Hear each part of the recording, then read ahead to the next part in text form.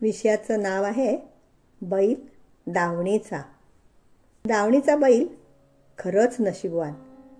काय दचकलात का एवढे?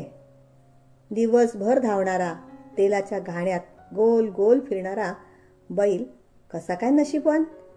असाच प्रश्न तुम्हाला पडला असेल ना? पण अगदी खरंय. घाण्याचा बैल निदान संध्याकाळी ठराविक वेळे तरी मोकळा होतो. संध्याकाळ रात्र त्याच्या हक्काची. तो मनसोक्तपणे विश्रांती घेऊ शकतो व पुन्हा उत्साहाने कामाला लागतो. पण घरातील स्त्रियांची स्थिती मात्र बैलापेक्षाही वाईट आहे. त्यात नोकरी करणारी स्त्री असेल तर विचारूच नका. सकाळी 5 ते रात्री 11 पर्यंत तिच्या मानेवर बैलाप्रमाणे कामाचे जू असते. शिवाय तिला रात्री सुखाची झोपही नसते. विरजण लावलं की नाही, फ्रीजमध्ये सगळं ठेवलंय का, सकाळी भाजी आहे की कडधान्य भिजत घालायचं आहे, हे तिला झोपेतही आठवते आणि बऱ्याच वेळा मध्यरात्री उठूनही ती ही कामे करते.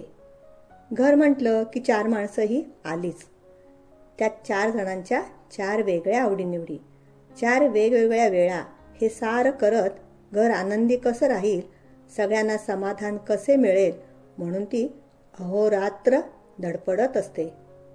पण एकदाही तिचा कोणी फारसा विचार करत असेल असं वाटत नाही. तुम्ही म्हणाल, कामाला बाई आहे, मोठ्यांची थोडीफार मदत आहे.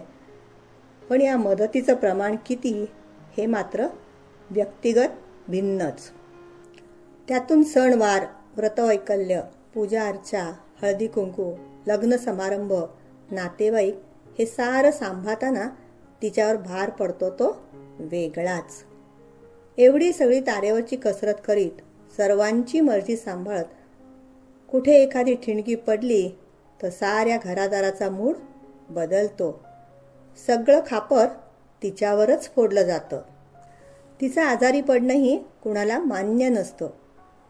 तिचं दुखणं खुपणं तिच्यापेक्षा जास्त घरच्यांनाच खुपत असतं.